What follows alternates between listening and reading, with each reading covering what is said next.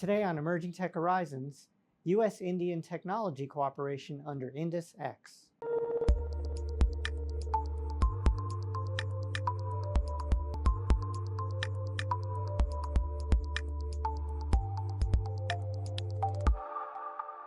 Hello and welcome to the Emerging Tech Horizons podcast. I'm Arun Serafin, Executive Director of NDIA's Emerging Technologies Institute. Today we're going to talk about U.S. Indo defense industry cooperation and a new initiative called INDUS-X, or U.S. India Defense Accelerator Ecosystem. My guest today to help explain INDUS-X is Dr. Samir Lalwani.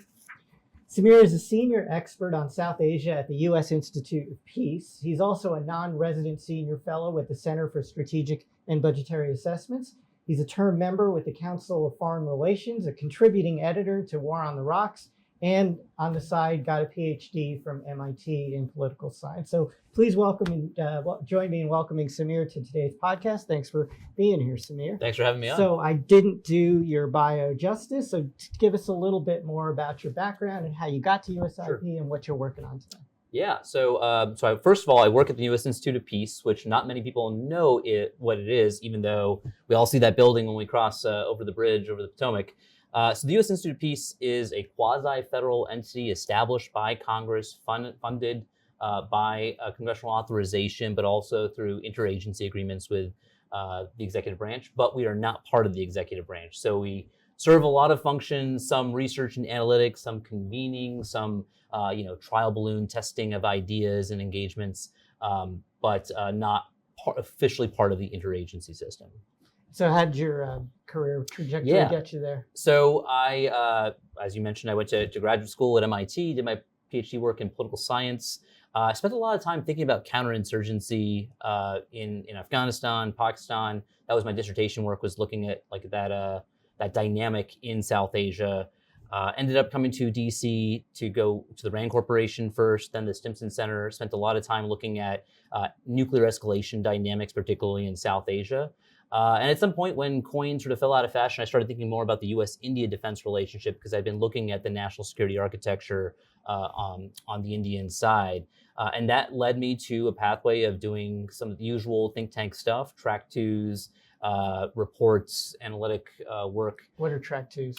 Track two engagements are non-government engagements with another country. So, for example, we are at our think tank would convene with former government officials from India, analysts who also work at think tanks, former military, and sometimes you'd have government attend on the sidelines that make it a track 1.5. But these were sort of informal ways of testing ideas and communicating sort of interests and challenges and opportunities. So that's the usual sort of think tank bread and butter. Occasionally I'd sort of read out some of these reports to colleagues in the interagency, to the Pentagon, the State Department. And one of our key findings on the India side was that there was this tremendous demand for a technology partnership. And in the absence of that, the relationship was really going to start to hit a plateau. And so that was a finding. We would sort of share that. It was a diagnosis. And then at some point in the conversations with governments, the U.S. government said, well, hey, maybe you guys should think about some prescriptions for this. Like, what are the things we can do to actually solve this? And that, I think, was sort of part of the process of developing a concept like INDUS-X, which I don't want to take credit for. It's the U.S. government's initiative, but something that we've helped to conceptualize and develop a little bit. So now what's your official position with INDUS-X? So we have no official position. The U.S. Institute of Peace is one of the many stakeholders that's helping to support the the execution of it, the conceptualization of it, the development of it. And there are lots of there are industry stakeholders, non-government stakeholders, think tanks, industry organizations. So it's more of a coordination, advisory style role. Exactly. And so convening, especially because this is a process of convening these stakeholders with government to essentially figure out what the best policies are and to tinker with them.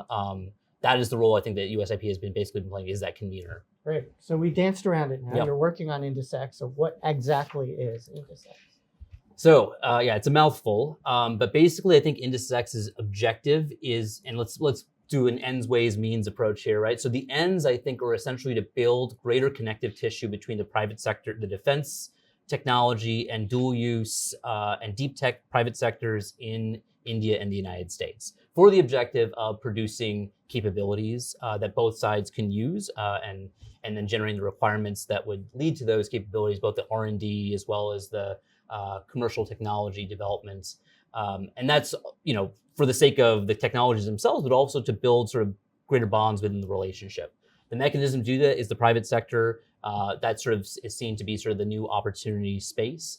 And then within the private sector, I think what INDUS-X is trying to do is to build horizontal links between the two countries and their industries, which are organized quite differently. And most of India's defense industry is actually in the public sector, but it has a nascent private sector defense industry. But then also vertical links between established primes or in India, sort of major conglomerates, and then sort of startups to small, medium enterprises that are maybe innovating from the bottom up. So I think that sort of the horizontal and vertical networks is maybe the most basic way of putting it, and then all for the purpose of building capabilities. And so then the cooperation then, is it both at the research level and then at the manufacturing and production level? So it is notionally aspiring to all those things.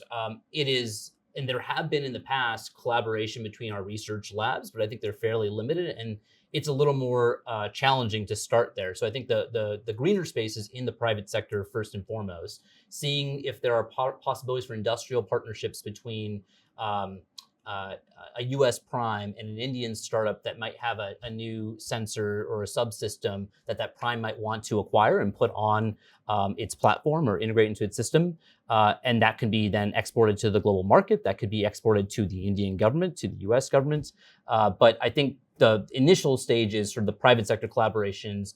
And then at some point, this is backing into co-innovation, but maybe at some point we have our labs doing more bottom-up work together. And there was a process, and we can get into this later, but there was an effort at this. There's the Air Force Research Lab signed an agreement with India's Defense Research Development Organization to build an air-launched UAV.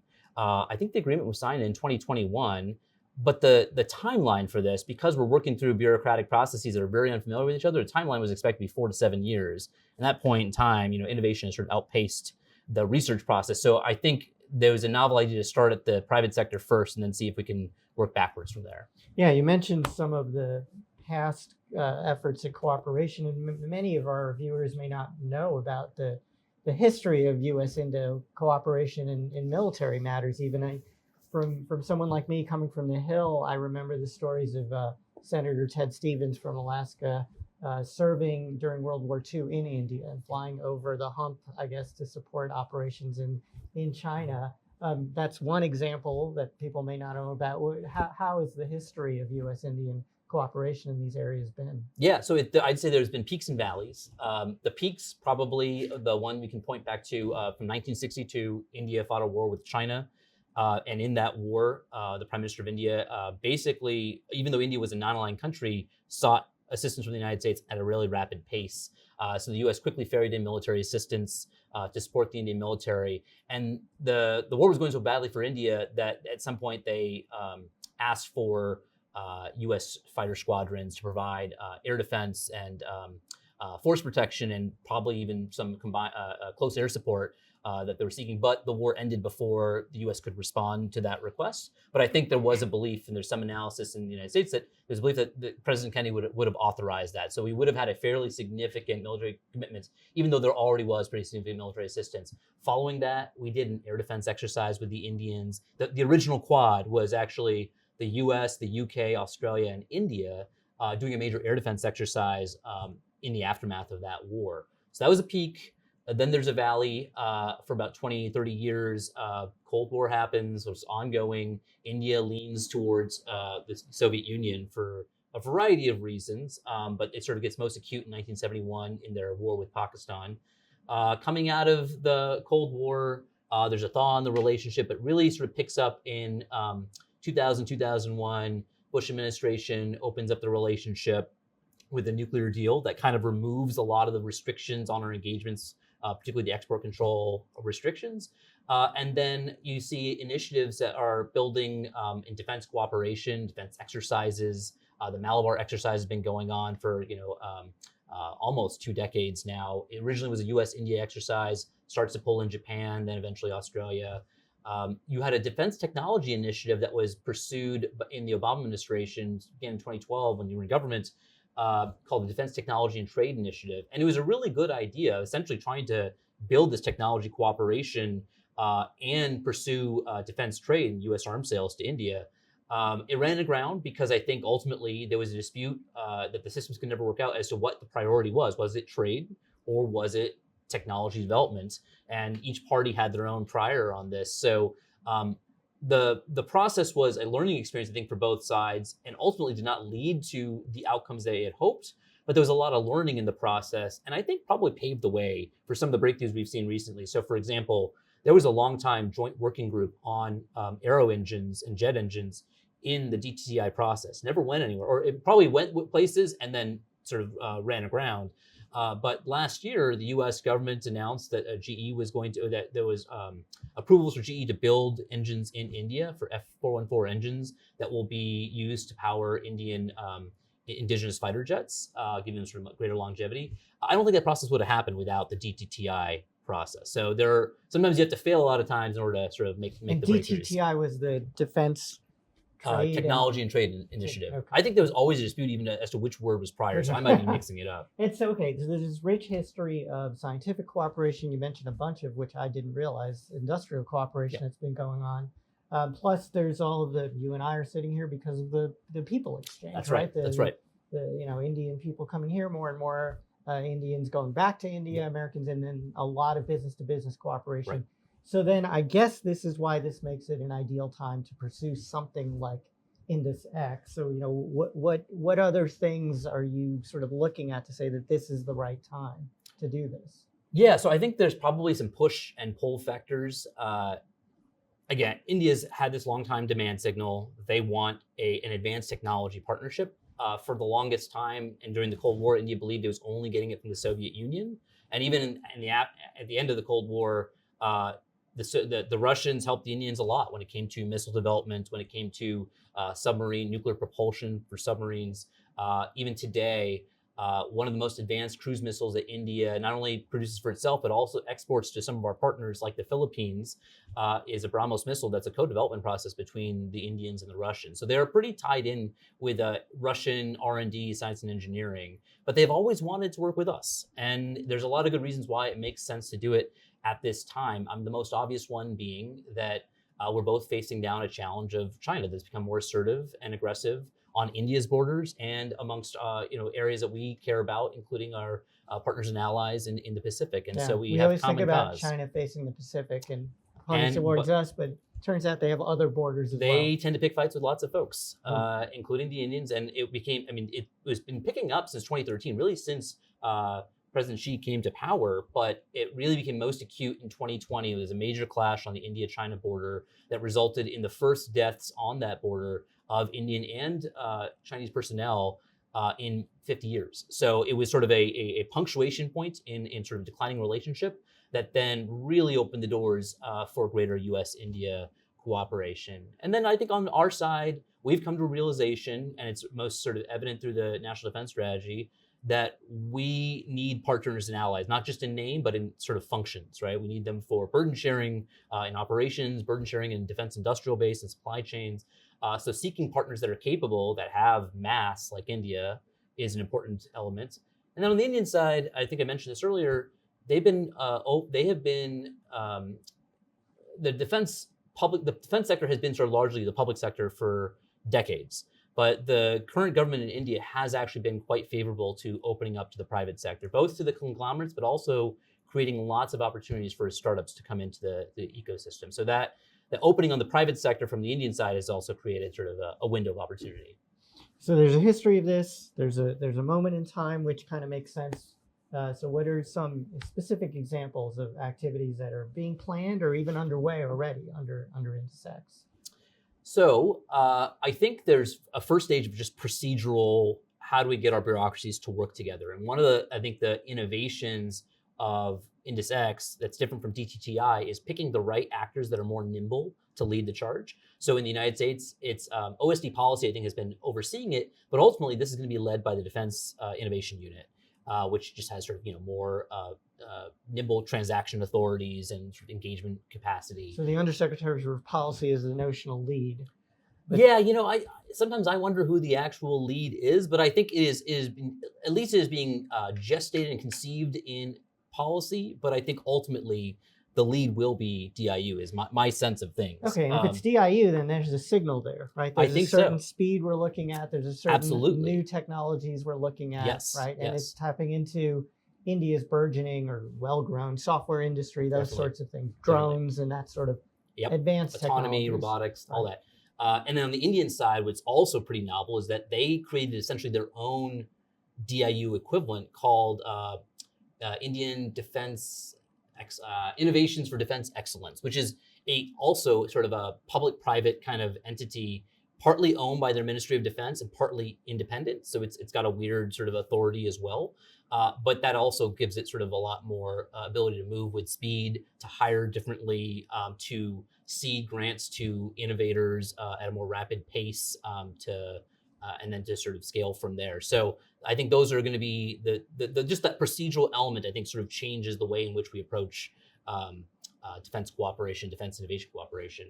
But there have been some pretty significant moves. I mean, this thing was basically launched less than a year ago. So from its launch in June to today, you've seen the notion of joint challenges being put on the table, to DIU and IDEX issuing those challenges in a specific domain in underwater communications and domain awareness, and then awarding the winners of those challenges. So the challenges were to industry. To industry, yeah. To provide solutions to two sort of specific challenges on underwater communication and domain awareness. They came from the service. So I think the Coast Guard was sort of the initial initiator from the U.S. side of particular challenges. And the result is that those awards have been given out, and there's going to be new challenges coming online. But I mean, and contracts have been awarded. Well, I think the first challenge awards have been given out. I don't know if the contracts have been awarded yet. The Indian system is still sort of probably working through like that speed, but I think it sort of presses the opportunity for both the challenge winners to collaborate with each other to pursue contracts, or to collaborate with primes or sort of other system integrators for those contracts to become a sub on a contract. So I think essentially what it is doing, I mean, the whole enterprise, I think, is about matchmaking, right? It's matchmaking between different parts of industry that have not been able to get into the defense supply chain, or are coming up with new innovations that major programs of record are seeking. So that, I think, the challenges part is an important piece of it that was awarded. There's a new thing that was launched in February at the INDUS-X summit, which is basically a testing consortium. So the INDUS-X summit was a meeting held in. So the first summit was held in June of last year in DC. The second one just happened in February of this year in New Delhi. And so that was headlined by the Indian Defense Secretary and Indo-PACOM Commander Admiral Aquilino. But a whole bunch of officials from the Pentagon, from research and engineering, acquisitions and sustainment, from the services, from the Army, were there essentially to build sort of these connections with industry and government. And there they announced a new project, a new effort under INDUS-X, which is a testing consortium, which again becomes this opportunity for to sort of solve a gap that the Indian system particularly has, which is they don't have enough capacity for testing and certification and verification of novel technologies and prototypes. And so leveraging U.S. capacity for that, but also then making that test bed an opportunity for scouting by U.S. companies and program managers and governments. So I think that is the vision. The vision is on paper, and now it's about sort of execution. But I think that is the next stage of INDUS-X.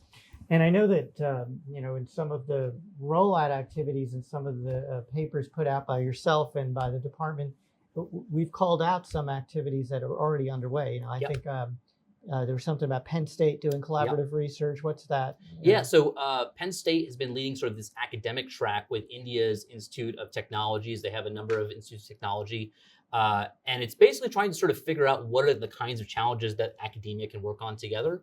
I think it's still a work in progress. They've sort of had the academic engagements track, but figuring out how you send faculty over from one department to another to sort of host them as visiting faculty or visiting researchers, sort of figuring out sort of what parts of labs they can access, not access. It's still sort of being worked out, but I think that's the vision ultimately. It's like sort of joint science at some level. So Penn State's been doing tremendous work on that. And then General Atomics is another player in this system in the industry side that has, on its own, kind of developed a template for how this could work. They built industrial partnerships with two Indian startups to I think, sort of build a targeting chip, and then probably sort of an AI process that would also be integrated into their MQ-9B platform. Oh, great. And so that platform, after they sort of built this partnership, I think there ultimately is going to be some degree of mentorship and technology and business development sort of collaboration. But ultimately, that platform is basically going to be, has been nominally purchased by the Indian government. So I think there are about 31 MQ-9Bs that the Indian government has agreed to purchase, and it's just a matter of dotting the I's and crossing the T's. But that is another template of how industrial collaboration between the U.S. and India can lead to profitable outcomes for U.S. companies. So the NDIA membership ranges from large systems integrators in the General Atomics of the world through the whole sub-tier supply chain, medium-sized manufacturers, small businesses, a lot of new and emerging venture-backed software firms and robotics companies, and universities like Penn State. So, in that, when you're talking to the NDIA membership, why should they care, right? And about getting involved in INDUS-X? Well, first, it's the bottom line. There's the potential for really profitable partnerships. I think the challenge that INDUS-X has realized is that and you alluded to this earlier, the U.S.-India technology collaboration has existed in the commercial and non-government, non-defense space for decades. It's been immensely profitable for both sides, particularly in software services, but also chip design. 20% of the world's chip designs come out of India. So it's a hub of innovation and engineering that has just not been leveraged by the defense and dual use side for export control restrictions and sort of a history of different levels of trust. But I think if we can break through that, I think first and foremost, there are profits to be made for industry and on both sides. So it comes from sort of scouting unique technologies that come out of India and unique innovations, opportunities to invest in companies. There are a number of companies, I've seen it particularly in the commercial space side. There are Indian companies that are producing satellites, doing launch, doing space situational awareness, propulsion. There's really niche technology that can be harvested everywhere, and they're doing it at a fourth of the cost of sort of of a lot of other engineering costs. So it's appealing in terms of labor arbitrage as well. And there's talent pool as well, like that you can access. So there's probably a lot of good reasons to be scouting this area. But then ultimately from the U.S. government side, this is about building the strategic sinews of a partnership. I think there's a theory that's probably baked into integrated deterrence that extends to operations, but also to the defense industrial base, which is that the more that other partners have a stake and skin in the game in our sort of collective collaborative efforts in the rules-based order, the more they're likely to stand up and defend it. And I think that is ultimately part of the goal with all the enterprises that have to do with U.S.-India defense cooperation, including INDUS-X. So the other piece of the NDI membership that comes to mind is the actual government employees who are members of NDIA, and those are acquisition people, program managers, researchers. So how do they think about how INDUS-X helps what they're trying to do on a day-to-day basis? Well, again, I think on the research side, ultimately, this will be most successful if we can go from just the private sector to getting our labs to cooperate with each other and to do more joint science together, to work on programs together, but then sort of work in parallel and then compare and contrast. I think that another challenge for the U.S. government, particularly for not just the policy side, but for probably acquisitions and sustainment, is going to be about resilient supply chains that are close to theater, that in the event of our industrial base being sort of overtaxed or having challenges in terms of logistics of getting capabilities into the theater, having partners that are able to produce these things much closer to the edge of a you're challenge. Tapping into a partner that's a growing democracy, right? It's It's got this great software base. It's got this huge workforce that's trained, educated. It's a country with amazing resources. English speaking. English speaking, Yep. and I guess I didn't think about that. It's in Indo-PACOM theater. Right. Absolutely. Right? That's why Admiral Aquilino shows up. Right. And right. so yeah, those are advantages. Right? Absolutely. I mean, if you think of sort of the term that another set of colleagues coined about a decade ago about what are the global swing states, the states that sort of have the capacity to tilt the balance of power just by dint of their own size and heft. India is probably the lead in that in terms of what it can bring to a partnership. So then, so this is all happy. It's positive. But there's been a history of trying these kinds of engagements with India, and we talked about some of the successes, but we've also mentioned a couple of the challenges. Yeah. And so, especially with your background, let's walk through some of those that have been historically gotten in the way of us Sure. working closely with India. So, the first is this notion that we'll put it politely, attitudes towards working with the private sector and towards dealing with the private sector and industry have been very different from the U.S. government Sure. and the Indian side. Has that changed today? Is that kind of attitude in the right place now to really push these kinds of cooperative activities? Yeah, so I mean, it certainly has changed. Otherwise, we wouldn't be seeing some of the progress in INDUS-X. But undoubtedly, there are going to be challenges for a long time. I mean, India's defense industrial system, as I said, is still largely dominated by by the public sector. It's the largest players. All the defense production units in India are owned by the governments, and they're controlled under the system by the Defense Research and Development Organization that has had a monopoly on this for 70 years. And it's not that they're unfamiliar with dealing with sort of foreign partnerships and joint production, but their history of licensed production, particularly with the Soviets, but also with other countries as well, never really resulted in the transmissions of technologies that they had hoped for. In large part, the diagnosis is in large part because the private sector was not present in those exchanges.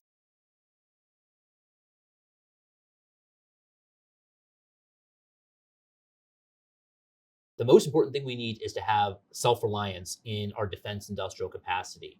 And the way in which we've gone about it, while it has sort of been focused on sort of the public sector dominating this, has not actually resulted in that outcome. Right. So we need to think differently about how we achieve self-reliance, and it might mean leveraging private sector partnerships, even with international partners. So it takes sort of it's a circuitous route, but I think they're starting to come to that conclusion. You're seeing it in policies as well. Right. You touched on one of the other big, almost third rails here. The broader geopolitics is no political scientist like yourself, but my understanding, India has drifted from more alignment with the Soviet Union in the old days than with the U.S. into leading a non-aligned movement in more recent times, and today playing maybe this role of a buffer or leverage against China. So, but it's still complicated. Yep. So are the geopolitics right at this moment? Yeah. I don't think India will ever be an ally in the way in which the United States sort of sees allies in the Pacific. But maybe it's not Japan. It's not South Korea. It's not South Korea. It's not Australia. And I don't even want to use. It's probably more like ally or partner curious, right? Let's put it that way. There's definitely a tilt that is evolving over the last few years, and that's due to both sides' efforts. Some of that has to do with sort of the challenge it faces with China. In 2020, when I mentioned I had this clash with China on the border, the U.S. Very deftly offered to help India in whatever India needed. India asked for some things. I think in the open source domain, we know that there was asked for intelligence information. It's probably some satellite overhead imagery, as well as cold weather gear and probably some other materials. A lot of diplomatic and political coordination, and the United States was there to back India at every step of that. And it's been acknowledged now on the record by the Indian government and Indian officials. But it's taken some time for that story to come out. But given that, I think that India is sort of seeing that was a chance to test U.S. reliability, and I think the U.S. Demonstrated it was a reliable partner. And so I think India will start to seek more from the United States.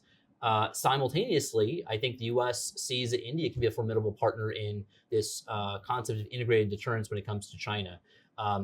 If the two countries can work together closely in whether it's a Pacific contingency or South China Sea or the Indian Ocean, the more dilemmas that China has to face, the harder it is for China to be able to sort of aggress opportunistically against a single actor. And so I think there's some sense that there's a common interest and sort of mutual interest in sort of building that partnership. And the other thing that gets in the way of international cooperation, not just with India, but everyone else, is the sort of regulatory framework. Yeah. So are you going to fix export controls? And are you going to fix trade barriers? And are you going to fix Buy America in this country and then the equivalent in India? How are you thinking about all of those hard things? Yeah, well, it's such an easy problem to fix that I'm sure I can take care of it. No, I think, though, that there is an understanding that we've been focused on the problem for some time, but now I think there's a greater sense of urgency. INDUS-X is pushing the envelope on this, but so is AUKUS, right? I mean, there's lots of initiatives now where our old system of export controls can't be business as usual. I mean, we have to still maintain export controls. We still, at the end of the day, worried about leakage to China, but there's probably a better balancing act that we can figure out, particularly when it comes to partners and allies. So I think with India, you're starting to see some changes that have evolved alongside INDUS-X about approval levels or approval rates for license requests that are coming from Indian companies or sort of in partnership with the United States. So I've heard statistics such that like about 99% approval rates for Indian companies that have submitted them. So that there's a question of like sort of who's submitting it, but once it happens, it seems to have high approval rate, and it happens at a fairly fast timeline, faster than I think sort of the 60-day average that State Department estimates, or that Commerce Department estimates. So there's some improvements in there, but there's certainly more things that could happen that have to do with, again, sort of speed of decision making, sort of default processes that default to a yes rather than a no within the system. Maybe some certain domains where there's more room for exploration without having to get license approval for every single step of this. Just that it can keep pace with the pace of innovation to some degree. So I think the system is starting to work on these problems. I don't think they're solved by any means, but I think we're seeing progress. I got time for one more question. So you convinced me. How do NDIA members get involved if they want to get involved with INDUS-X? What should they be looking for? What should they be tracking? Who should they be talking to? Sure. So I think the earliest entry points are there's a series that is run by DIU and NISN called the Gurukul series. It's in collaboration with the Indian IDEX. And that's a monthly series that it's virtual, so it should be accessible to everyone. And these are about sort of how the U.S. Indian commercial sectors can just work together. And there's like, and we can put a link to that into the. And I think companies will sort of get a lot out of just sort of those early series, including one that was about sort of navigating export controls on the U.S. side. There are summits that are going to be coming up in the future. I believe there's at least a financing summit that will be coming up sometime this summer. Because another piece of this that we didn't even talk about is sort of the joint financing mechanisms that'll be in the venture capital that is necessary to drive a lot of these collaborations. There's paperwork that's put out, right? The DoD has put out several really detailed fact sheets on this, so it's good to sort of get familiar with those. But then the stakeholders that are a part of this process, industry organizations like the U.S. India Business Council, the U.S. India Strategic Partnership Forum, Indus Tech Council, our organization, USIP, we're putting out sort of analysis of, both sort of what progress has been made, evaluating the challenges, and sort of what are the next steps in this. And then ultimately, I think what you're pointing out is maybe a gap that I realize that the whole process needs, which is sort of a centralized clearinghouse database, maybe website, and hopefully DIU or some other partner in this effort will collaborate, collect all this stuff and put it in one place. So it's just a one-stop shop for industry to identify what's going on. Yeah, and we've been happy at NDIA to be invited into some of these discussions to try to provide some of that information, to provide some of that dissemination of information back to our members and let our members participate in some of these activities. So, it's great to be able to support you on this. With that, I want to thank Samir for joining us today and talking us through INDUS-X. I want to give a couple of commercials for what's going on at ETI. Our second annual NDIA Emerging Technologies Conference is going to be held August 7th through 9th, 2024 at the Walter E. Washington, D.C. Convention Center in downtown Washington, D.C. Visit our website for more information. Registration should be opening up in early May. Please visit ETI and NDIA's website to sign up for our mailing list and register for our various webinars, events, and educational offerings, including our monthly Tech 101 series.